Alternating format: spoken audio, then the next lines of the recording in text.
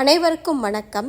இன்னைக்கு நம்ம பார்க்கக்கூடிய பதிவு என்ன அப்படின்னு பார்த்தீங்கன்னா, மிகவும் அற்புதமான பதிவு.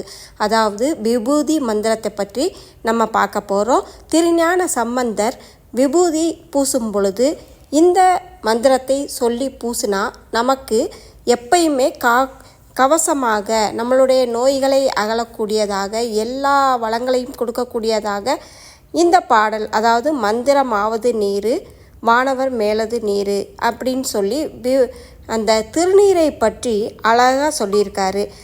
இப்போ நம்ம விபூதிக்கு மந்திரம் ரொம்ப சிம்பிளாக எப்படி சொல்ல போகிறோம் அப்படின்றத நம்ம பார்த்துருவோம்.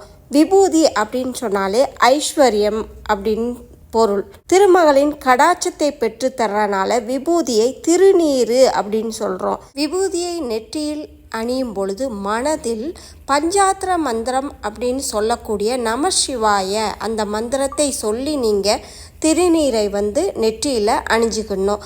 அதே மாதிரி பார்த்திங்கன்னா ஆறுமுகம் ஆறுமுகம் ஆறுமுகம் ஆறுமுகம் ஆறுமுகம் ஆறுமுகம் என்று போதி அணிகின்ற அருணகிரிநாத சுவாமியின் வாக்குப்படி ஆறுமுகம் என்ற முருகனின் திருப்பெயரை 6 தடவை நீங்கள் சொல்லி விபூதியை அணிகிறனால அனைத்து நன்மைகளும் உங்களுக்கு கிடைக்குது.